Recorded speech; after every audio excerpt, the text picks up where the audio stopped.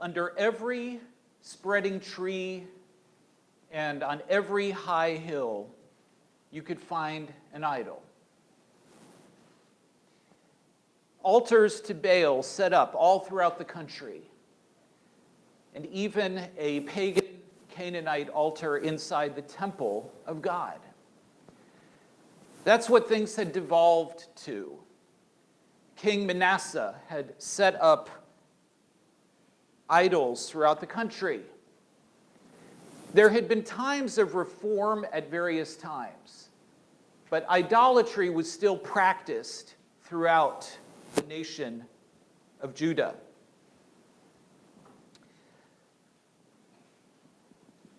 God cried out to Judah, "Judah, where did you go? What happened? What wrong did you find in me? You were a green olive branch. You are my treasured possession. But now you have left the Lord your God, the spring of living water, and you have chosen for yourselves gods who are not gods at all. Gods who are not able to bring rain. Gods who are not able to speak or hear or see. Where did you go, Judah?"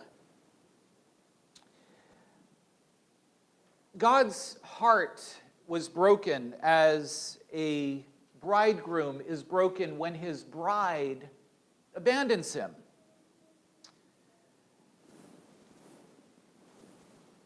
God comes before Judah, describing the broken covenant.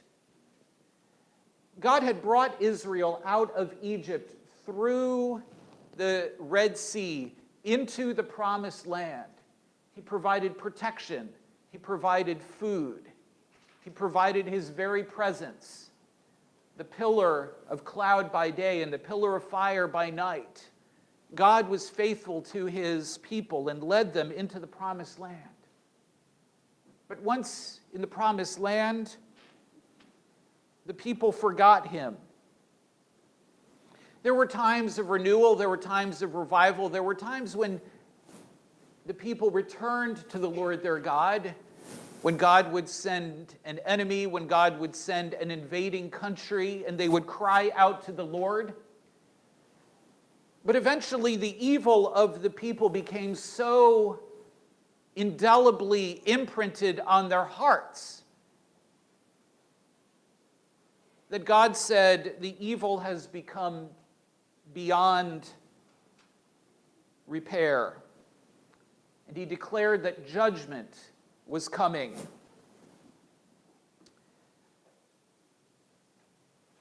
We have been reading through Jeremiah.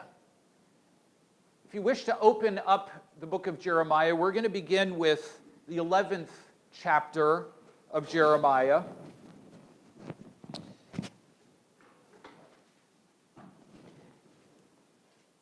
In chapter 11, God asks his people, "Where have you gone?" The word of the Lord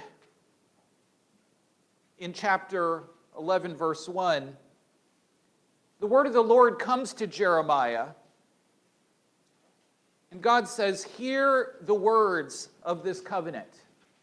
Oh, by the way, Jeremiah is in the Old Testament, it's after Isaiah. I say that not as a funny thing. I just realized we don't spend a lot of time in the Old Testament. We will become better acquainted with it, hopefully in the coming weeks. Jeremiah proclaims, "Hear the words of this covenant and speak to the men of Judah and the inhabitants of Jerusalem. You shall say to them, 'Thus says the Lord, the God of Israel. Cursed be the man who does not hear the words of this covenant that I commanded your fathers when I brought them out of the land of Egypt from the iron furnace, saying, "Listen to my voice, and do all that I commanded you. So shall you be my people, and I will be your God, that I may confirm the oath that I swore to your fathers, to give them a land flowing with milk and honey, as at this day." Then I answered, "So be it, Lord."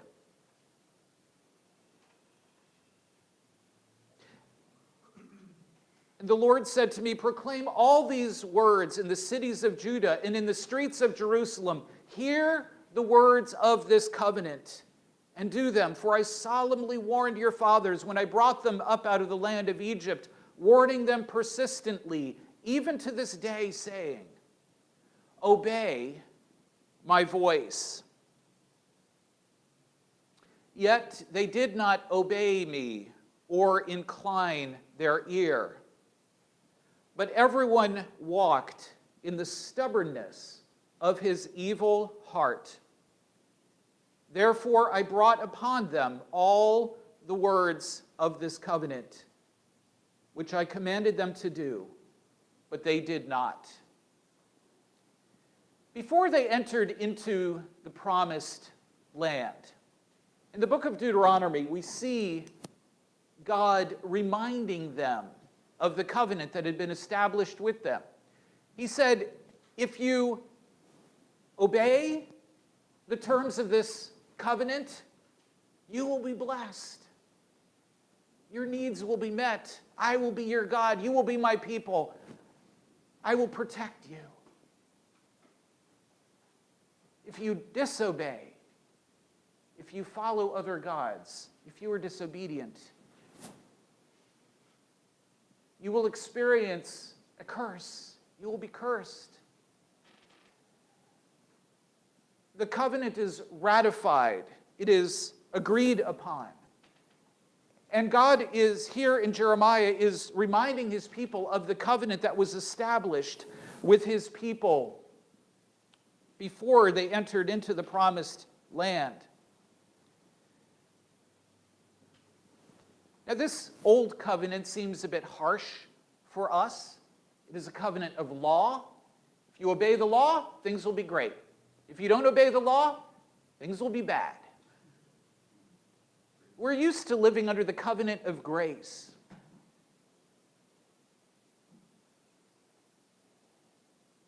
We look back from after the cross. And from Jeremiah, we are looking ahead. These passages here are looking ahead to the time when God would establish a new covenant, not based on law that was written on tablets of stone, but eventually the law would be written on people's hearts. But that covenant was not yet established. And God simply said, obey my commands, things will go well. Disobey my commands, things will be bad. That may be a little bit of an oversimplification. But think about this. Think about what God's desire is. God desires his people to be his bride, to walk with him, to worship him, to have fellowship with him. But his bride has abandoned him, has gone after other gods, has been unfaithful to the Lord their God. And they have abandoned the living God for idols, idols that their own hands have made. So God asks Judah, where did you go? You have left our covenant relationship. You have unfaithfully followed after other gods. I've called you to obey me, to honor me, to keep my commands, but you will not. You follow the stubbornness of your heart. So I, as promised, I'm going to keep my end of the covenant, that the curses of the old covenant will come.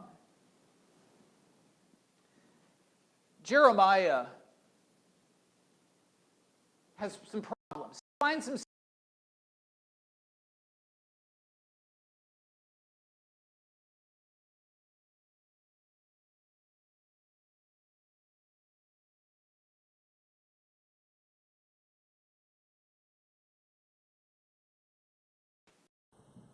it overwhelms him. But Jeremiah looks out at the world and he sees nothing but corruption. In chapter 12 of Jeremiah, Jeremiah looks up at God and he says, "Righteous are you, O Lord, when I complain to you." I would plead my case before you. God, I have a problem. I have a case to bring before you. Why does the way of the wicked prosper? There are all kinds of evil people out there. They're blatantly disobeying you. Why do all who are treacherous thrive? You plant them and they take root. They grow and produce